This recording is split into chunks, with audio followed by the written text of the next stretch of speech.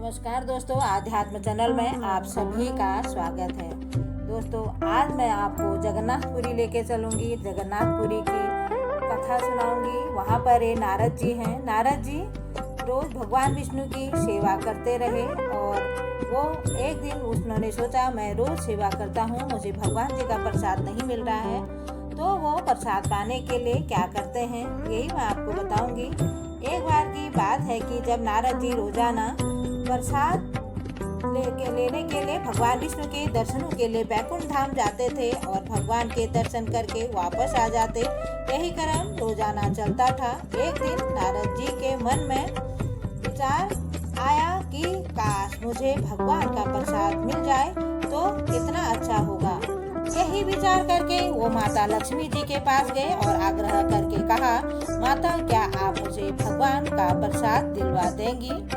आपकी बड़ी कृपा होगी। मगर माता लक्ष्मी कहती है कि भगवान का प्रसाद मिलना इतना आसान नहीं है, उसके लिए भगवान की आज्ञा अत्यंत आवश्यक है। बिना भगवान की आज्ञा के मैं किसी को भगवान का प्रसाद नहीं दे सकती।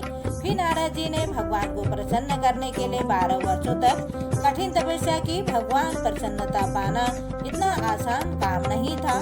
इतनी तपस्या करने के बाद भी नारद जी को प्रसाद नहीं मिला।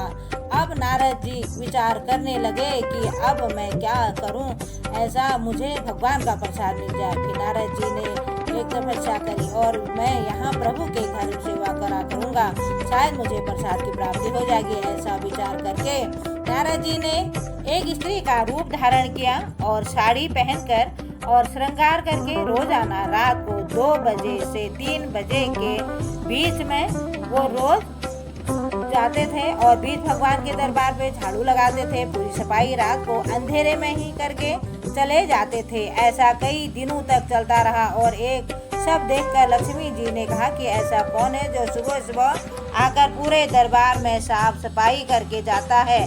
तो जानना है कि पड़ेगा कि एक दिन लक्ष्मी जी निश्चय करती हैं कि जो कोई भी यहाँ आकर रोज सफाई करता है, आज मैं उसको पकड़ लूंगी। इसीलिए वो रात को ही पेड़ के पीछे छुपकर खड़ी हो गई और फिर ठीक रोजाना समय के नारद जी स्त्री के स्वरूप साड़ी पहनकर आई और भगवान के दरबार पर झाड़ू लगाने लगे। नारद जी पूरी लगन के साथ सफाई करने में लगे हुए थे। लक्ष्मी जी पीछे आकर नारद जी को पकड़ लिया और पूछने लगी कि कौन हो तुम और रोज आकर चुपचाप सफाई क्यों करते हो, क्या इरादा है तुम्हारा?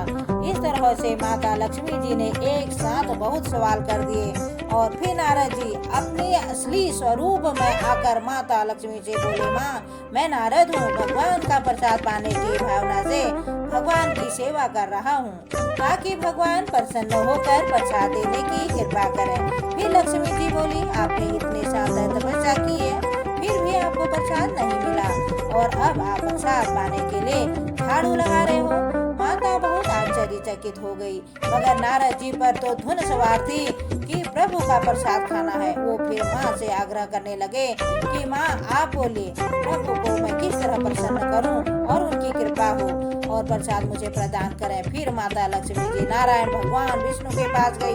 प्रभु से पूछा, नारद जी आपके प्रसाद के लिए बहुत आग्रह कर रहे हैं, प्रभु कृपा करके आप उनको विनती करके स्वीकार करो, उनको प्रसाद दो। फिर नारायण भगवान विष्णु मुस्कुराए और बोले कि आप जाकर नारद जी के फिर 56 प्रकार का भोजन तैयार करो। फिर माता जी भगवान की आज्ञा मानकर 56 प्रकार का उन्होंने व्यंजन बनाती है।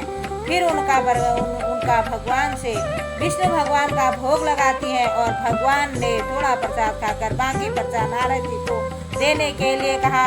तब माता लक्ष्मी ने उनकी आज्ञा पाकर नारद जी को भगवान का प्रसाद दे दिया।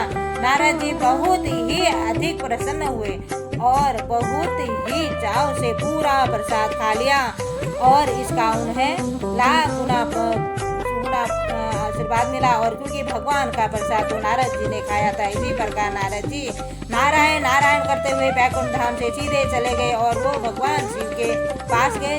भगवान शिव ने कहा, तुम्हें कैसे खुश हो? भगवान शिव ने पूछा, क्या बात है नारद जी, किस कारण इतना प्रसन्न है? नारद जी बताते हैं कि उन्हें भगवान विष्णु का प्रसाद मिला जो खाने को और उन्होंने धन्य है। भगवान ने उन्होंने कहा कि आपने मुझे प्रसाद क्यों नहीं दिया और आपने सारा प्रसाद खा लिया तो हमारे लिए ले आते। नारद जी बोले कि भगवान का प्रसाद खाते हुए मुझे भगवान के सिवा कुछ भी याद नहीं रहा, इसीलिए मैंने सारा प्रसाद खा लिया। तभी भगवान शिव के नज़र नारद जी के मुंह पर लगे एक चावल के दाने पर पड़ जाती है। भगवान शिव ने वो एक दाना ही प्रसाद ग्रहण कर लिया। फिर तो वो नारायण नारायण मगन हो गए और खुशी के नृत्य करने लगे। माता पार्वती ने जब भगवान शिव को इस तरह से भक्ति भाव में विलीन होकर नृत्य करते हुए देखा तो वे पूछने लगी, ऐसा क्या हुआ जो आप इतने अधिक खुश हैं, और मुझे बताओ। कृपा करके भगवान शिव ने सारी कथा माँ पार्वती को बता दी। फिर तो माँ पार्वती नाराज हो गई और भगवान शिव से कहती हैं कि मैं आपकी अर्धांगिनी हूँ, फिर भी आपने मुझे प्रसाद खाने को नहीं दिया। अब अकेले अकेले भगवान का प्रसाद खा गए। आपको तो एक दाना मिला था तो आधा मुझे दे देते। माता पार्वती नाराज हो गई और बैकुंठ धाम प्रभु विष्णु के पास जाकर उनसे कहने लगी कि और उनसे लड़ने भी लगी। उन्होंने कहा कि आपने मुझे प्रसाद खाने को नहीं दिया। नारद और भगवान शिव जी को प्रसाद मिल गया, सिर्फ मुझे नहीं मिला। फिर भगवान माता लक्ष्मी से कहते हैं कि इनके लिए तुम पार्वती के लिए बनाओ प्रसाद, और पार्वती जी के लिए वह प्रसाद प्रदान करते हैं। तब जाकर माता पार्वती का क्रोध शांत हो जाता है। तब भगवान विष्णु ने माता पार्वती को वचन दिया कि कलयुग में जगन्नाथपुरी के विराजमान होगा और वहाँ पर मेरा 56 प्रकार का प्रसाद बनेगा। वह प्रसाद मुझे चढ़ाने के बाद आपको सबसे पहले दिया जाएगा। इसीलिए आपका मंदिर भी वहीं पर उसी प्रांगण में स्थापित किया जाएगा।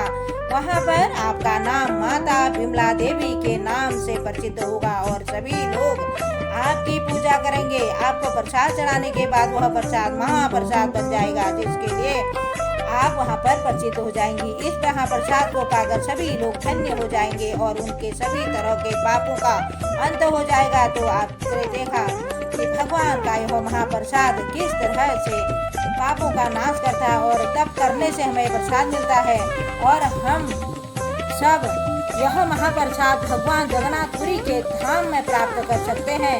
इस महाप्रसाद की महिमा अपरंपार है। धन्यवाद।